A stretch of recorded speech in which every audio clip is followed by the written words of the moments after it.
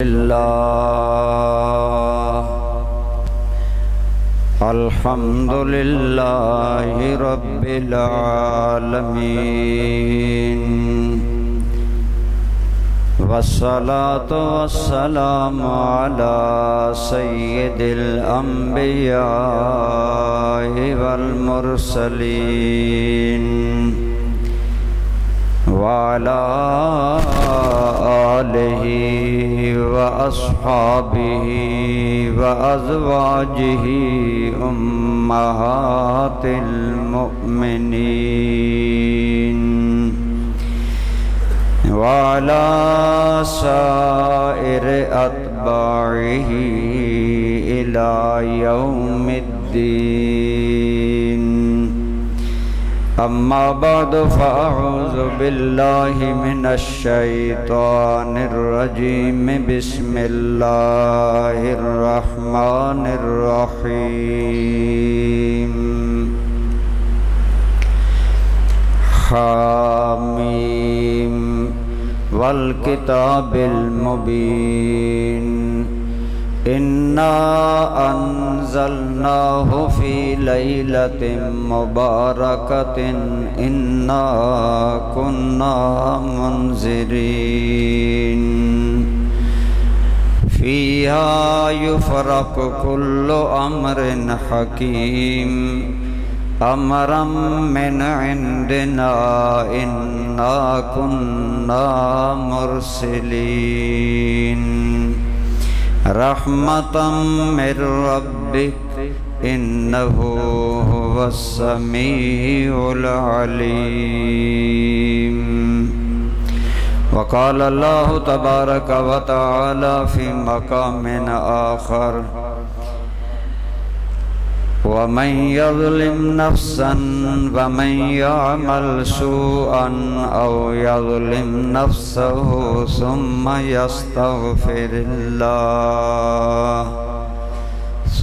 yastaghfirullah yajidillaha ghafurar rahima.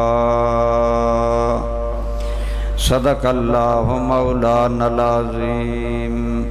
Sadaqa wa ballaghana rasuluhun nabiyyul ummiyul aminul habibul karim.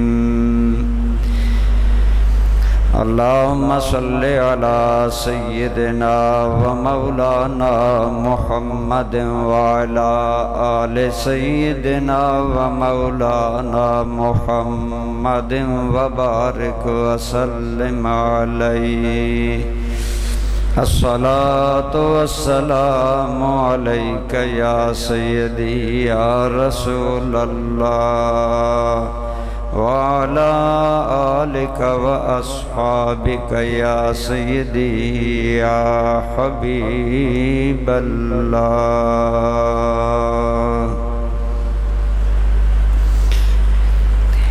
بے حد حمد و ثنا اللہ کریم جل جلالہ کی ذات پاک کے لیے اور لامحدود درود پاک حضور آقا نامدار سید الاولاق احمد مجتبی سرکار محمد مصطفیٰ صلی اللہ تعالی علیہ وسلم کی ذات پاک پر.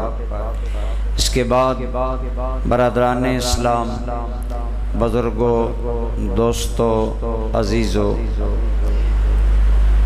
ہمارا رب کریم اپنے بندوں پر بہت ہی مہربان ہے، رحمان ہے. رحمان کا معنی ہوتا ہے بے حد و بے حساب رحمت فرمانے والا، اور رحیم کا معنی ہے ہمیشہ رحمت کرنے والا. یعنی وہ ایسا رحمت کرنے والا ہے جس کی رحمت کا کوئی ٹائم مقرر نہیں اور کوئی حد مقرر نہیں. ہر وقت رحمت کرنے والا ہے اور بے حد و بے حساب اپنے بندوں پر رحمت فرمانے والا ہے. ایک مرتبہ ایک سفر میں ایک عورت کا بچہ گم ہو گیا. وہ عورت اب سوچ لیں کہ جس عورت کا شیرخوار بچہ لشکر میں گم ہو جائے اس ماں پر کیا گزرتی. وہ بڑی بے تابی اور بے چینی سے اپنے بچے کو تلاش کر رہی ہے. کبھی ادھر گرتی ہے، کبھی ادھر پڑتی ہے، کبھی اس خیمے کبھی اس خیمے.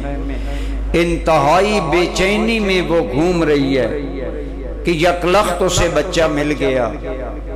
تو اس عورت نے نہ آؤ دیکھا نہ تاؤ دیکھا، فوراً اٹھا کر بچے کو چھاتی سے لگا لیا اور سائیڈ پر ہو کر اس بچے پر دودھ پیش کیا. حضور نبی کریم صلی اللہ علیہ وسلم آپ لوگوں کو مثالوں سے بات سمجھاتے تھے. جو ہی آپ نے یہ رحمت بھرا ماں کا بچے کے ساتھ رحمت بھرا سلوک دیکھا تو آپ صلی اللہ علیہ وسلم نے صحابہ کرام سے فرمایا کہ اے لوگوں، تمہارا کیا خیال ہے اگر اس عورت کا بس چلے تو کیا یہ عورت اپنے اس بچے کو آگ میں ڈالے گی؟ یا رسول اللہ نہیں ڈالے گی. ماں کی مامتا کب گوارا کرتی ہے کہ اس کے بچے کو اس کے ہوتے ہوئے آگ میں ڈالا جائے، اور اس کا بس چلے وہ گوارا نہیں کرتی. آپ صلی اللہ علیہ وسلم نے فرمایا اے لوگو، میرا اللہ جتنی یہ ماں اپنے بچے پر مہربان ہے اس سے زیادہ میرا رب کریم اپنے بندوں پر مہربان ہے. اللہ کریم نہیں چاہتے کہ میرے بندے آگ میں جائیں، جہنم میں جائیں، عذاب سہیں، اور وہ اپنے بندوں سے عذاب دور کرنے کے لیے ہر حال میں اپنی رحمت کا اظہار فرماتے ہیں. لیکن بندے ہیں، ان کا پروگرام آگ سے بچنے کا نظر نہیں آتا. آپ معاشرے میں نکل جائیں، ہم لوگ آج جتنے دنیا میں محو ہیں اپنے دنیاوی معاملات میں کھو کر اللہ کریم کو بھول چکے ہیں. غفلت اور بار بار کی نافرمانیوں کی وجہ سے ہمارے دل سخت ہو گئے ہیں، ہم لوگ اللہ کی طرف متوجہ نہیں ہوتے.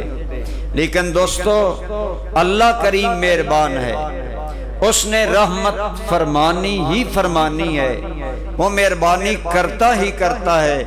لہذا اس کریم رب رحمان نے بندوں پر اپنی رحمت ویسے تو ہر حال میں کرتا ہے، لیکن اس نے اپنی رحمت کے چند خاص وقت بنائے اور ان وقتوں سے اپنے محبوب رحمت للعالمین صلی اللہ علیہ وسلم کو آگاہ فرما دیا کہ میرے حبیب یہ ہیں وقت خاص تیری امت پر رحمت کے، اور حضور نے کرم کیا اپنی امت کو بتا دیے. اس کے باوجود آج جو ہمارا حال ہے وہ ہمارے سامنے. آپ دیکھ سکتے ہیں آذان کے بعد کتنے لوگ اللہ کی بارگاہ میں سجدہ ریز ہوتے ہیں، بازاروں میں سودا لیتے دیتے خرید و فروخت کرتے کتنے بندوں کو اللہ کا ڈر ہوتا ہے کہ وہ جھوٹ نہ بولیں، بددیانتی نہ کریں، کرپشن نہ کریں، وعدہ خلافی نہ کریں، دوسرے بھائی کا نقصان نہ کریں. اس بات کا میں خیال نہیں، الا ماشاءاللہ اچھے لوگ بھی. تو برادران ذی قدر، رب کریم نے جو اپنے رحمت کے خاص خاص اوقات اس امت کے لیے بنائے ہیں، ان خاص وقتوں میں ایک خاص مہینہ تو رمضان آ رہا ہے، لیکن رمضان سے پہلے اللہ کریم نے ایک مہینہ ہمیں برکت والا شعبان اور رجب عطا فرمایا. رجب گزر گیا، سرکار کے معراج والا مہینہ. حدیث پاک میں آتا ہے آپ دعا مانگا کرتے تھے، اللہم بارک لنا فی رجب و شعبان و بلغنا الی رمضان. اے اللہ ہمارے لیے رجب میں اور شعبان میں برکتیں عطا فرما اور کرم فرما، ہمیں رمضان تک پہنچا دے. تو اس سے معلوم ہوا کہ یہ مہینہ شعبان المعظم، اس کا نام ہی ہے شعبان عظمت دیا گیا۔ المعظم کا معنی ہے جس کو عظمت دی گئی، ایسا مہینہ جسے عظمت عطا فرمائی گئی۔ تو برادران گرامی قدر اس مہینے کو عظمت عطا کی گئی۔ اس مہینے کی عظمت یہ ہے کہ آپ کے اور میرے کریم آقا نے فرمایا رجب خدا کا مہینہ ہے، رمضان میری امت کا مہینہ ہے، اور شعبان میرا مہینہ ہے۔ شعبان کی نسبت حضور نے اپنی طرف کی، فرمایا شہری، یہ میرا مہینہ ہے۔ اب واضح بات ہے جس بھی چیز کی نسبت سرکار سے ہو جاتی ہے وہ چیز عظیم ہو جاتی ہے۔ سارا جہان زمین پر ہے، شہر ہزاروں ہیں، لیکن مدینہ منورہ کیوں خاص شہر ہے؟ اقبال کہتا ہے کہ خاک طیبہ از دو عالم خوش تر است۔ اس کا معنی ہے کہ مدینہ کی خاک مجھے دو جہاں سے پیاری ہے۔ یہ ہے اقبال کا دل درد مند مدینہ منورہ کے لیے۔ خاک طیبہ از دو عالم خوش تر است، آنخنک شہر کے در وے دل برست۔ اقبال کہتا ہے لوگ سوچیں گے کہ میں مدینہ کی مٹی کو سارے جہانوں دو جہانوں سے کیوں محبوب رکھتا ہوں؟ فرمایا لوگوں وجہ یہ ہے کہ اس شہر میں میرا محبوب رہتا ہے، اس شہر میں ہمارے دل بر رہتے ہیں، ہمارے آقا رہتے ہیں۔ حضور کی نسبت کی وجہ سے اگر خاک مدینہ کو عزت مل جاتی ہے تو شعبان المعظم کے بارے میں سرکار نے فرمایا لوگوں یہ میرا مہینہ۔ اس سے شعبان المعظم کی عظمت، فضیلت اور شان ظاہر ہوتی ہے۔ اور آپ نے پھر مختلف حوالوں سے اس مہینے کی شان اور عظمت کو بیان بھی کیا۔ فرمایا اس مہینے میں شعبان، حضور غوث پاک نے لکھا ہے شعبان کا لفظ یہ شیبن سے نکلا ہے۔ شیبن کا معنی ہوتا ہے گھاٹی۔ گھاٹی اس جگہ کو کہتے ہیں دو پہاڑ ہوں سائیڈوں پر، درمیان میں جیسے یہ آپ دیکھ رہے ہیں یہ دو تخت ہیں، ان کے درمیان جگہ پست ہے۔ تو جو پست جگہ ہوتی ہے جب بارش ہوتی ہے تو اس سے پانی تیزی سے گزرتا ہے۔ دو پہاڑوں کے درمیان جو نشیبی جگہ ہوتی ہے اس کو عربی میں شیبن کہتے ہیں، گھاٹی۔ تو جب بارش ہوتی ہے تو گھاٹی سے پانی بڑا تیزی کے ساتھ گزرتا ہے تو گھاٹی صاف ہو جاتی ہے، اس کے سارے پتھر چمکنے لگتے ہیں۔ علماء نے فرمایا کہ شعبان المعظم کے اس طرف رجب ہے، ادھر رمضان ہے، یہ درمیان میں ہے، یہ رحمت کی گھاٹی ہے جس میں خدا کی رحمت کی اتنی بارش برستی ہے کہ جب وہ تیزی سے چلتی ہے تو امت مصطفیٰ کے گناہوں کو دھو کر آگے چلی جاتی ہے۔ شعبان المعظم کو اس لیے شعبان کہا جاتا ہے۔ ایک حدیث پاک میں آتا ہے کہ فرمایا گیا الشعبان هو المطہر، شعبان مطہر ہے۔ مطہر کا معنی ہے پاک کرنے والا۔ جیسے آپ دیکھیں نا ہم نماز میں داخل ہونا چاہتے ہیں تو پہلے بدن پاک کرتے ہیں، کپڑے پاک کرتے ہیں، پھر نماز میں داخل ہوتے ہیں۔ مہمانوں سے ملنا ہو تو ہم کپڑے بدل کر بناؤ سنگھار کرتے ہیں، تیاری ہوتی ہے۔ گویا اللہ رب العالمین کے حبیب کریم صلی اللہ علیہ وسلم نے فرمایا لوگو شعبان میرا مہینہ ہے اور یہ پاک کرنے والا ہے، یعنی یہ اہل ایمان کو پاک کر کے رمضان کی برکتیں لینے کے لیے تیار کر دیتا ہے۔ اس لحاظ سے بھی شعبان المعظم کی فضیلت اس اینگل سے بھی سرکار کریم صلی اللہ علیہ وسلم نے بیان فرمائی اور وضاحت فرمائی ایک اور انداز میں آپ صلی اللہ علیہ وآلہ وسلم نے اس مہینے میں بے پناہ اللہ کی رحمت جو امت مصطفیٰ پر ہوتی ہے نا اسے بیان فرمایا. اس مہینے میں، اس رات میں، اور یہ سارا مہینہ برکت والا ہے. سارا مہینہ برکت والا اس لیے ہے کہ حدیث پاک میں آتا ہے کہ ام المومنین فرماتی ہیں رمضان کے بعد سرکار سب سے زیادہ روزے شعبان میں رکھتے تھے. رمضان تو پورا مہینہ ہوتا ہے نا روزے، اس کے بعد سب سے زیادہ روزے حضور شعبان المعظم میں رکھتے ہیں. ایک مرتبہ آپ سے سوال کیا گیا کہ یا رسول اللہ صلی اللہ علیہ وسلم آپ شعبان المعظم میں روزے زیادہ رکھتے ہیں، تو میرے کریم نے فرمایا ہے لوگو میرے نزدیک یہ بات زیادہ پسندیدہ ہے کہ میں شعبان میں روزے رکھتے رکھتے اسے رمضان سے ملا دوں، کیونکہ شعبان وہ مہینہ ہے جس میں لوگوں کے سال بھر کے اعمال اللہ کی بارگاہ میں پیش کیے جاتے ہیں، اور میں چاہتا ہوں کہ جب میرا نامہ عمل پیش ہو تو میں حالت روزہ میں ہوں. محض زبانی نہیں حضور نے ارشادات فرمائے، عملاً پھر ترغیب دلائی کہ شعبان المعظم کا خیال کرو. ویسے بھی عدالت میں کیس لگا ہونا، باہر جتنی مونچھیں تان کر بندہ چلتا ہو عدالت میں سمجھتا ہے یہ عدالت ہے، یہاں اگر توہین ہو گئی تو توہین عدالت کا کیس ہو جائے گا. جج کے سامنے وہ بڑے بڑے تور مار بھی گردن جھکا دیتے ہیں اگر اصلی جج ہو، حقیقی جج ہو. تو برادران گرامی قدر کیوں؟ اس لیے کہ اس وقت آدمی کا مقدمہ جج کے سامنے پیش ہوتا ہے، لہذا سارا نخوت، سارا تحور، سارا دبدبہ، ساری چودراہٹ اور ساری ملکیائی ختم ہو جاتی ہے. اس وقت بندہ عاجزی اختیار کرتا ہے کہ جج سمجھے کہ یہ آدمی شرمندہ ہے اپنے کیے پر. ایسے ہی یہ تو دنیا کے جج ہیں، یہاں گڑبڑ ہو سکتی ہے، لیکن جو شہنشاہ عالم ہے، سارے جہانوں کا شہنشاہ ہے، یہ شہنشاہ کا لفظ صرف اللہ کے لیے بولنا چاہیے. علماء، حقیقی علماء منع کرتے ہیں کہ کسی اور کے لیے شہنشاہ کا لفظ بول لیں، کیونکہ شہنشاہ کا معنی ہے شاہوں کا شاہ، اور وہ صرف اللہ ہے، صرف اللہ رب العالمین ہے. اور ایک حدیث میں یہ اشارہ بھی ملتا ہے، اس لیے آج جو شہنشاہ کا لفظ استعمال بات بات پر ہوتا ہے، شہنشاہ خطابت، شہنشاہ نقابت، یہ لا علمی ہے اور دین سے بے خبری ہے.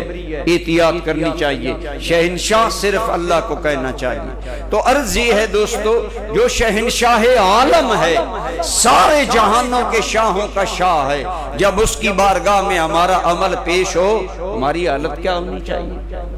واضح بات ہے.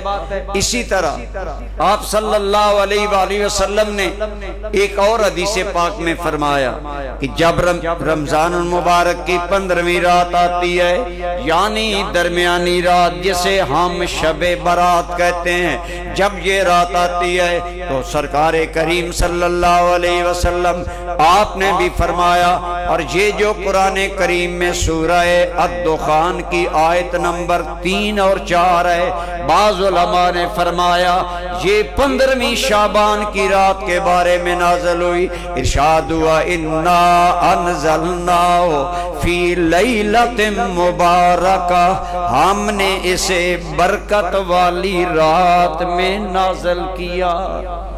اور اس برکت والی رات سے مراد یہ 15ویں شعبان کی رات ہے. بعض مفسرین نے یہ کہا، کثیر مفسرین نے کہا اس سے مراد لیلۃ القدر ہے، لیکن بعض علماء نے فرمایا یہ بھی رات ہے. ایک آگے قرینہ ہے جو اس بات کو مضبوط کرتا ہے. فرمایا فیہا یفرق کل امر حکیم، 15 شعبان کی رات کو ہر فیصلے کو علیحدہ علیحدہ کر دیا جاتا ہے. یہ رات اللہ کی بارگاہ میں فیصلے کی رات ہے، اور وہ فیصلہ کیا ہے کہ سال بھر کے عمل پیش ہوتے ہیں، اس کے نتیجے میں نتیجہ نکلتا ہے کون بخت والا ہے، کون بدبخت ہے. نیک بخت اور بدبخت علیحدہ علیحدہ ہو جاتے ہیں نامہ اعمال پر. تو جب نامہ اعمال آپ اور میں اپنے گریباں میں جھانکیں ہمارا نامہ اعمال کیا ہے اور پورے سال کی کارکردگی وہاں ذرہ ذرہ لکھا جاتا ہے، مس کوئی چیز نہیں ہوگی۔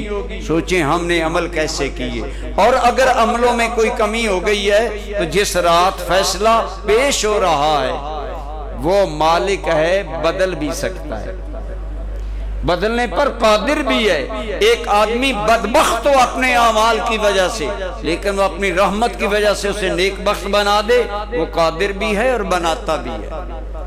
تو عرض یہ ہے کہ اس آیت کریمہ کا مصداق بعض علماء نے شب برات کو قرار دیا کہ 15 شعبان کی رات وہ ہے فیہا یفرق کل امر حکیم، ہر بڑا معاملہ اس رات میں طے ہوتا ہے، حتیٰ کہ یہاں تک کہ جب یہ رات آتی ہے آئندہ سال جتنے پیدا ہونے والے بچے ہوتے ہیں فیہا ان یکتب کل مولود من بنی آدم فی ہذہ السنہ، اس رات سے جو نیا سال شروع ہونے والا ہے اس سال میں جتنے لوگ پیدا ہونے والے ہیں اللہ ان کے نام بچوں کے ملائکہ کے حوالے کر دیتے ہیں۔ یہ نفس دنیا میں آئیں گے، یہ جو لوگ پیدا ہوں گے وَفِيهَا أَن يُكْتَبَ كُلُّ مَوْلُودٍ كُلُّ حَالِكٍ مِّن بَنِي آدَمَ فِي هَذِهِ السَّنَةِ، اور اس آئندہ سال میں جتنے لوگ مرنے والے ہیں ان کے نام ملک الموت کے حوالے کر دیے جاتے ہیں۔ یہ ہیں وہ بڑے بڑے فیصلے۔ ایک تو فیصلہ رزق کا ہوتا ہے، بخت کا ہوتا ہے، معاملات زندگی کا ہوتا ہے۔ اگر چاہتے ہیں کہ میرے حالات بدلیں، میں پریشانیوں میں ہوں، اللہ مجھ پر رحم کرے، تو اس رات کو اس قدر کی نظر سے دیکھیں، اللہ کی بارگاہ میں توبہ استغفار کریں۔ ایک روایت میں آتا ہے جب سورج غروب ہو جاتا ہے نا 14ویں شعبان کا اور 15ویں رات شروع ہوتی ہے، اللہ اپنی شان کے مطابق آسمان دنیا پر جلوہ گر ہوتا ہے اور اپنے ملائکہ کو کہتا ہے آج منادی کرو، اور 3 منادیاں کرواتا ہے، اور بار بار یہ منادی ہوتی ہے کیا؟ حل من مستغفر فاغفر له، ہے کوئی مغفرت مانگنے والا، ہے کوئی گناہوں کی معافی مانگنے والا، فاغفر اللہ، میں اسے معاف فرما دوں گا۔ کس قدر کرم کی انتہا ہے۔ مہینہ بھی بتا دیا، رات بھی بتا دی، اس کے فنکشن بھی بتا دیے، اہمیت بھی بتا دیے کہ تیری زندگی کے بڑے بڑے فیصلے اس رات ہوں گے۔ اور آج بھی اگر تو چاہتا ہے کہ تیرے فیصلے اچھے ہوں، تیرے بارے میں خیر کے فیصلے ہوں، تو آج آ جا۔ ہے کوئی معافی مانگنے والا، اللہ سے مغفرت طلب کرنے والا، اللہ اسے معاف کر دے۔ حل من مستغفر فاغفر له، ہے کوئی حل من مسترزق فارزق له، ہے کوئی مجھ سے رزق مانگنے والا، میں اسے رزق عطا کر دوں۔ ہم سمجھتے ہیں رزق پیسہ ہے، نہیں میرے بھائی، رزق ہر نعمت ہے۔ پیسہ بھی نعمت، اولاد بھی نعمت، بخت بھی نعمت، مقدر بھی نعمت، علم بھی نعمت، نیکی کی توفیق بھی نعمت، توبہ کی توفیق بھی نعمت، دلوں کی نرمی بھی نعمت، اور میرے بھائی اس بندے پر اللہ کا راضی ہو جانا یہ بھی اللہ کی نعمت اور بڑی نعمت ہے۔ فرمایا آج ہے کوئی مجھ سے کوئی میری نعمت مانگنے والا، فارزق اللہ، میں اسے رزق کی نعمت عطا فرماؤں، میں اس پر مہربانی فرماؤں۔ اور تیسرا اعلان ہوتا ہے حل من مبتل فاعافیہ، ہے کوئی جو بلاؤں میں گھرا ہو، مصائب میں گھرا ہو، گردش زمانہ میں گھرا ہو، لوگوں کے پاس جاتے ہو رونے روتے ہو، میرے حالات یہ ہیں، یہ یوں گھر میں پریشانی ہے، برکت نہیں، ملازمت نہیں، رزق نہیں، رزق میں برکت نہیں، صحت نہیں۔ فرمایا آج مانگ لو، جو مانگنا چاہتے ہو ہم عطا فرمانے کے لیے تیار ہیں۔ یہ وہ رحمتوں کی رات ہے، برکتوں کی رات ہے، جس رات اہم فیصلے بھی ہوتے ہیں اور عطائیں بھی ہوتی ہیں۔ ادھر سے خطائیں ہوتی ہیں، لیکن جب بندہ پشیماں ہوتا ہے تو خطاؤں پر عطائیں ہوتی ہیں، کرم ہوتا ہے، عنایت ہوتی ہے، مہربانی ہوتی ہے۔ تو برادران گرامی قدر، اس رات اللہ تعالی سرکار کی امت پر بہت بڑی رحمتیں فرماتا ہے۔ ہماری سب کی ماں ام المومنین سیدہ عائشہ صدیقہ رضی اللہ تعالی عنہ آپ فرماتی ہیں کہ آج رات رسول اللہ نے میرے حجرے میں رات گزارنی تھی، لیکن عشاء کے بعد بڑا لمبا وقت گزر گیا، حضور میرے کمرے میں نہیں آئے۔ میں نے جھانکا مسجد میں گئی کہ دیکھوں نبی رحمت تشریف نہیں لائے۔ آج کا دور تو زیادہ روشنیوں والا نہیں، بظاہر اندھیرا تھا۔ فرماتی ہیں جب میں مسجد میں آئی، میرا پاؤں سرکار کے بدن سے ٹکرایا۔ جب میں نے ٹٹولا تو دیکھا محبوب خدا سجدے میں ہیں اور لمبا سجدہ کر رہے ہیں، اور خاص دعائیں زبان پر جاری ہیں۔ عجیب ان دعاؤں کا مفہوم ہے۔ میں نے دعا وہ پہلی مرتبہ جب پڑھی، بہت انتہائی دل میں عجیب کیفیت پیدا ہوئی۔ تو وہ دعا تو بہت لمبی ہے، اس کے ایک ذرا چند جملے سنیں۔ حضور کی انتہا درجے کی خدا کی بارگاہ میں آج سیدہ کہتی ہیں سرکار نے اپنی جبین مقدس، وہ جبین جس سے بڑی کوئی عزت والی جبین دنیا میں رب نے بنائی ہی نہیں ہے، وہ جبین خاک آلود ہے، مٹی پر پڑی ہے اللہ کی بارگاہ میں، اور رسول گرامی کیا عرض کر رہے ہیں، اللہم سجد لک سعادی و خیالی و بک آمن فؤادی۔ مولا میرے سر ہی نے تمہیں سجدہ نہیں کیا، میرے دل کی دھڑکنیں بھی آج سجدہ کرتی ہیں۔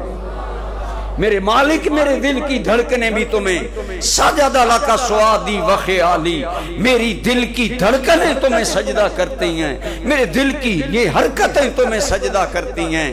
وَبِكَ آمَنَ فُؤَادِي، مالک میرا دل تجھ پر ایمان کامل لایا۔ آگے سنیں، سید المعصومین سارے معصوموں کے سردار ہیں، اور کس عاجزی سے اللہ کی بارگاہ میں دعائیں مانگی جا رہی ہیں۔ سیدہ کہتی ہیں، آپ کہتے ہیں، عرض کر رہے ہیں، اے میرے رب کریم ہاذا جنیت ما نفسی، اے میرے مالک جو کچھ میں نے اپنی جان کے بارے میں کیا، آج یہ جان بھی تیری بارگاہ میں حاضر ہے۔ کس انداز میں کوئی دنیا کا مجرم اس انداز میں اعتراف جرم نہیں کرتا، جو معصوموں کے سردار اپنے رب کی بارگاہ میں انتہائی عاجزی میں کہہ رہے ہیں، مالک یہ ہوں میں، جو کچھ میں نے اپنے آپ پر کیا وہ بھی تو جانتا ہے، میں بھی تیری بارگاہ میں حاضر ہوں۔ اے میرے کریم، ایک حدیث میں آتا ہے ھذا یدایا، یہ میرے دونوں ہاتھ ہیں جنہوں نے جو کچھ کیا مالک تیری بارگاہ میں آج حاضر ہیں۔ ایک روایت میں ہے کہ آپ نے کہا یا اللہ یہ میری جان تیری بارگاہ میں حاضر ہے، بلکہ ایک روایت میں کہ یوں حضور نے فرمایا، مالک انا اغفرو، اے میرے مولا میں خاک آلود کرتا ہوں، راسی اپنا سر کہاں، اپنے سردار کی بارگاہ میں، وَأَنَا أَغْفَرُ وَجْهِي إِلَىٰ سَيِّدِ، میں اپنے آقا کی بارگاہ میں اپنا چہرہ بھی خاک آلود کر رہا ہوں۔ سیدہ کہتی ہیں حیران میں ہو کر رہ گئی، اور حضور کے ایک ایک جملے پر میں وارے وارے جا رہی ہوں کہ اتنی عاجزی، اتنا عجیب انداز کہ مالک کی بارگاہ میں رخ ودہا کو غبار آلود کرنے کا بھی ذکر ہو رہا ہے۔ اور آگے عرض کر رہے ہیں، اے میرے یا غفور یا غفور، اے میرے رب کریم، فَإِنَّكَ لَا يَغْفِرُ الذُّنُوبَ الْعَظِيمَةَ إِلَّا الرَّبُّ الْغَفُورُ، بڑے بڑے لوگوں کے گناہ کوئی اور معاف نہیں کر سکتا، تیری ہی ذات معاف کر سکتی ہے۔ حضرت عائشہ کہتی ہیں میں بڑی مستی میں حضور کی دعائیں سنتی رہی، یہاں تک کہ سرکار نے اپنا سر انور سجدے سے اٹھایا تو میں نے عرض کیا یا رسول اللہ یہ کیا ہے، اتنا لمبا سجدہ اور خاص دعائیں؟ تو فرمایا عائشہ کیا میں تمہیں نہ بتاؤں کہ آج کی رات میرا اللہ رب العالمین میری امت پر کتنا کرم کرتا ہے؟ یا رسول اللہ ضرور فرمائیے۔ فرمایا اے عائشہ اس رات اللہ رب العالمین قبیلہ بنی کلب کی جتنی بکریوں کے بدنوں پر بال ہیں اتنی تعداد میں اللہ میری امت کی بخشش فرما دیتا ہے۔ اب بتائیں ایک بکری کے بال پر بدن پر کتنے بال ہوتے ہیں، پھر ریوڑ میں کتنی بکریاں ہوتی ہیں، اور قبیلہ بنی کلب یہ عرب میں جہاں عام لوگوں کا طرز معیشت بکریوں پر مبنی ہے کہ وہ اونٹ رکھتے ہیں، بکریوں کے ریوڑ رکھتے ہیں، اور قبیلہ بنی کلب بکریوں کے ریوڑ رکھنے میں مشہور ہے۔ میرے کریم نے گویا خدا کی بے انتہا رحمت کو عائشہ کو سمجھانے کے لیے کہا اے عائشہ جتنی بنی کلب کی بکریوں کے بدن پر بال ہیں اتنی تعداد میں اللہ میری امت کی بخشش فرما دے۔ حضرت عائشہ صدیقہ فرماتی ہیں میں حیران رہ گئی رسول گرامی کے اس ارشاد عظیم پر، اور میں نے اسے دل میں سما لیا۔ حضور سیدنا غوث العظم سے منسوب کتاب جو غنیت الطالبین مارکیٹ میں عام ملتی ہے، اردو میں بھی ملتی ہے، اس میں آتا ہے، آپ نقل کرتے ہیں کہ 15ویں شعبان کی رات کو سرکار گردن جھکائے اللہ کی بارگاہ میں بیٹھے تھے۔ ہمارے آقا ایسے حیا والے تھے، اللہ کی بارگاہ میں انتہائی عاجزی میں ہوتے، تو جاء جبریل آیا اور کہنے لگا ارفع راسک یا محمد، اے پیارے ذرا اپنا سر تو اوپر اٹھائیں نا، آسمان کی طرف دیکھیں نا۔ آپ جب دیکھتے ہیں تو غوث پاک نقل فرماتے ہیں رحمت کے 300 دروازے کھلے پائے۔ آپ نے فرمایا جبریل لمن فتحت، یہ کن کے لیے کھولے گئے، یہ رحمت کے دروازے کن لوگوں کے لیے کھولے گئے؟ عرض کرنے لگے یا رسول اللہ اور کس کے لیے ہوں گے؟ آپ کی امت کے لیے۔ آپ کی امت میں سے آج جو آدمی قیام کرے گا، جو رکوع کرے گا، جو سجدہ کرے گا، جو اللہ کی بارگاہ میں توبہ کرے گا اور اللہ کی بارگاہ میں اپنے گناہوں پر ندامت کا اظہار کرے گا، اللہ کریم نے ان کے لیے یہ دروازے کھولے ہیں۔ تو حضرت سیدنا غوث اعظم نقل کرتے ہیں سرکار نے پوچھا جبریل یہ کب تک کھلے رہیں گے امت کے لیے حرص کا عالم؟ فرمایا عرض کیا یا رسول اللہ جلدی کی ضرورت نہیں، یہ صبح تک کھلے رہیں گے۔ برادران گرامی قدر آئیے، یہ رحمت بھرا مہینہ، یہ رحمت بھری رات ہم سب کو دعوت دے رہی ہے، اور پھر معلوم نہیں کتنے لوگ ہیں جو گزشتہ شب برات دنیا میں موجود تھے آج نہیں ہیں۔ شاید ہم ہو نہ ہو، اللہ کی بارگاہ میں جلد رجوع کیجئے، لیکن عرض یہ ہے اس کے لیے مساجد میں آنا جمع ہونا کوئی ضروری نہیں ہے۔ جمع ہو کر جو عبادت کی جاتی ہے یہ محض لوگوں کی آسانی کے لیے مساجد میں انتظام ہوتا ہے، ورنہ آپ جانتے ہیں کہ خلوت میں تنہائی میں اب میں ایک عرض کروں، آپ بتائیں اگر آپ کوئی راز کی بات کسی سے کرنا چاہیں تو اونچی کرتے ہیں کہ آہستہ کرتے ہیں؟ تو راز کی بات تنہائی میں بندہ کر سکتا ہے، راز کی بات خلوت میں کرتا ہے، لہذا خلوت میں عبادت زیادہ ثواب ہے۔ اس رات اپنے گھروں کو آباد کریں، اپنی بیوی کو یہ فضائل بتائیں، اپنے بچوں کو بتائیں، اپنے گھر میں شب بیداری کریں، اپنے گھر میں جاگیں، تاکہ پتہ چلے کہ اگر ادھر سے رحمت کے دروازے کھلے ہیں تو ادھر سے مانگنے والوں کے دروازے بھی گھر گھر کھلے ہیں۔ اصل تربیت یہ ہے کہ ہم لوگ یہ بات سمجھیں کہ ہماری خلوت کی اصلاح ہو، ہم خلوت میں صحیح ہوں اور اپنی تنہائیوں میں صحیح ہوں۔ ہم کیا کرتے ہیں سال کے بعد ایک رات شب برات میں رش کر دیا، شب قدر میں رش کر دیا، 100 نفل پڑھ لیے، عبادات کی، لیکن باقی ہر رات فرض سے بھی خالی ہو، انشاءاللہ مزید تفصیلی بات تو آئندہ جمعہ میں عرض کروں گا۔